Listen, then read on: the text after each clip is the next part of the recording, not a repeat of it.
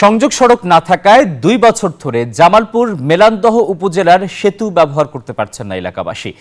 কৃষিপণ্য আনা নেয়া, শিক্ষার্থীদের স্কুলে যাওয়া আসা সহ নানান দুর্ভোগ পোহাতে হচ্ছে তাদের। দ্রুত সড়ক নির্মাণের দাবি ভুক্তভোগীদের। সড়ক নির্মাণে ঊর্ধ্বতন কর্তৃপক্ষের কাছে প্রস্তাব পাঠানো হয়েছে বলে জানিয়েছে স্থানীয় সরকার প্রকৌশল অধিদপ্তর। তানভীর রাজাত মামুনের তথ্য এবং ছবিতে ডেস্ক রিপোর্ট। প্রায় ২ বছর আগে মেলান্দহ উপজেলার ভাবকি নদীর উপর সেতু নির্মাণ করা হয়। মানুষের দুর্ভোগ লাঘবে সেতুটি নির্মাণ করা হলেও তার সুফল পায়নি এলাকাবাসী। সংযোগ সড়ক না থাকায় বন্ধ রয়েছে সেতুর উপর দিয়ে যাতায়াত ব্যবস্থা।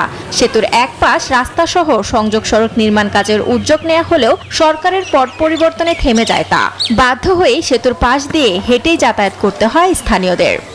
আমরা কৃষক মানুষ, এলাকার মানুষ, একটু ধান টান নিয়েও সুন্দরভাবে যাইতে পারি না। একটা ব্রিজ প্রায় ৩-৪ বছর ধরে হয়ে গেছে, কিন্তু ব্রিজের অ্যাপ্রোচের কাজটা এখনো সম্পন্ন হচ্ছে না। আমাদের খুব ভোগান্তি।